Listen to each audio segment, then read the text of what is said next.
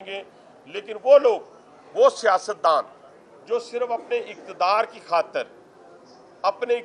खातर अगयार के साथ मिलकर, पाकिस्तान के दुश्मनों के साथ मिलकर इक़्तिदार हासिल करना चाहते हैं, मेरी उनके लिए ये मैं गुजारिश नहीं करूंगा आपसे, मैं आपको तंबीह कर रहा हूं कि आपका अंजाम भी उन्हीं दहशतगर्दों के साथ होगा।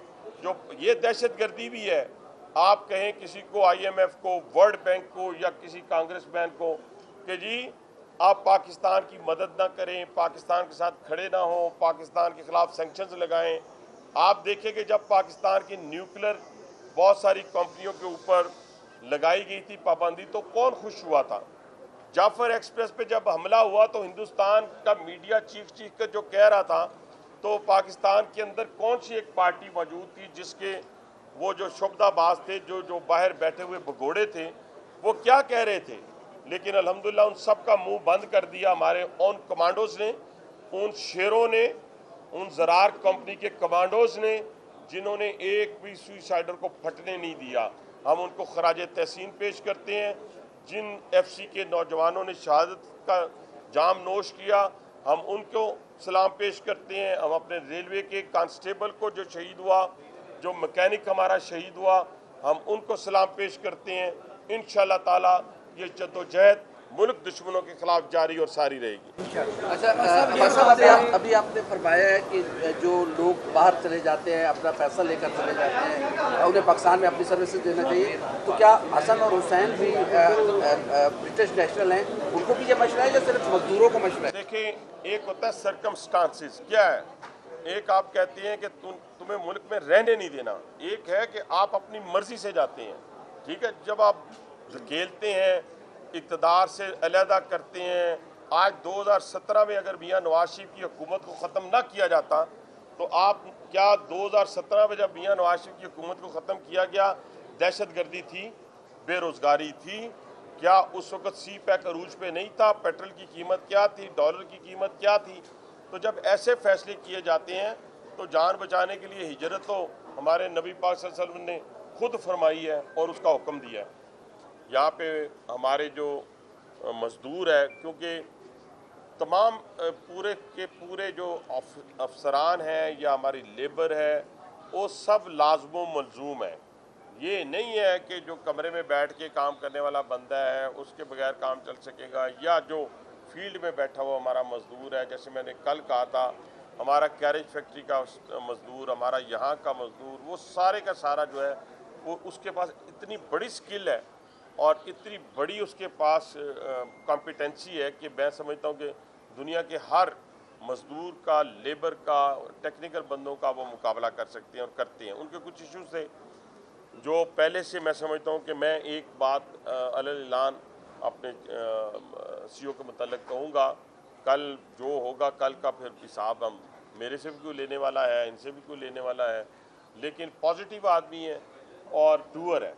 तो इसी हवाले से मैं गुजारिश करूँगा कि एक तो इशू ये था कि यहाँ पे हमें खुद रिक्वायर्ड है, हमें वैगन्स रिक्वायर्ड हैं, हमारी 1500 से ज़ायद वैगन जो हैं वो इस वक्त काम मांग रही हैं, हमारी कोचेज़ हैं और हमारे लोकोमोटिव्स हैं। आज सबका टारगेट हमने सेट कर दिया है कि हमें लोकोमोटिव्स कब तक मिल जाएंगे जो यहाँ पे 19 हैं, कोचेज़ हमारी कब तक मिल जाएंगी जो 239 के करीब हैं, जो एड्रेस हो रही हैं, और पीछे और मज़ीद जब ये एड्रेस होकर जाएंगी तो और हैं। इसी तरह हमारे पास वैगन जो है वो 1500 के करीब हैं जो काम मांग रही हैं। इनके लिए पुर्ज़ाजात की कमी थी, इनके लिए हमारे यहाँ लेबर को ओवर टाइम उस पर पाबंदी थी। हमने यहाँ के जो इंचार्ज है हमारे भट्ट साहब, उनकी सारी बातें सुनी। उसके बाद आज हमने ये अनाउंस किया है कि जो ओवर टाइम वाला इशू है उसको हमने रिस्टोर कर दिया है, यानी ओवर टाइम लगा कर हमारी सारी चीज़ों को जो है वो मसले को हल किया जाएगा। दूसरा एक सेकंड दूसरा ये था कि देखें, जब एक मज़दूर मज़दूरी करता है, मज़दूर में सिर्फ ये नहीं आप मज़दूर का लफ्ज़ जो है वो लेबर में सिर्फ लेके जाते हैं। मज़दूर ऑफिस में बैठ के काम करने वाला शख्स वो भी मज़दूर है, क्योंकि उसने भी मज़दूरी की है। मज़दूरी करने की एक कैटेगरी है, ये क़यामत तक कायम रहेगी। ना सारे मिस्त्री बन जाएंगे तो ना सारे क्लर्क बन जाएंगे तो ना सारे पॉलिटिशियन बन जाएंगे। सब अपनी अपनी ये कैटेगरीज क़यामत तक जो है वो कायम दायम रहेगी। वो भी मजदूर है, उसकी मजदूरी नबी पाक सल्लल्लाहु अलैहि वसल्लम के हुक्म के मुताबिक, उनकी हदीस मुबारक के मुताबिक पसीना खुश्क होने से पहले मिलनी चाहिए। अपना पेट बेशक कोई उसमें पत्थर रख ले जो ज़रा जिम्मेदार आदमी है, लेकिन जो मजदूर की मजदूरी है वो हमने सीओ साहब से पूछ के, क्योंकि हर काम ये प्रिंसिपल हमारे ऑफिसर हैं, इनसे पूछ के मैं अनाउंस करता हूँ। जो इनके रिलेटेड होता है, जो मेरे रिलेटेड होता है वो मैं खुद कर लेता हूँ। तो इंशाल्लाह मैंने इन्हें कहा कि 5 तारीख से पहले हमारी सैलरी मजदूरों की मिलनी चाहिए। तीसरी बात बेटा यार, आप कोई बात नहीं, मैं यकीन माने, मैं अल्लाह को हाज़िर, मैं नारों के लिए नहीं, ये आपका हक है जो मैं देने आया हूँ। प्रमोशन का केस था आपका, वो आपके जो जिम्मेदारान हैं उन्होंने हमारे सामने पेश किया और 1 महीने का टाइम हमारे सीओ साहब ने कहा कि 1 महीने के अंदर अंदर वो भी हल, यानी प्रमोशन वाला भी केस हल हो गया, लेकिन उसके लिए 30 डेज उन्होंने मांगे। अब अपग्रेडेशन की बात हम दोनों है ना, अपग्रेडेशन भी है और प्रमोशन भी है। नहीं अभी यार अब फिर आप आ जाएं। ये देखें ना, सबसे ज़्यादा एटिकेट्स जब तक हमें नहीं आएंगे आप मुझसे क्या लेंगे।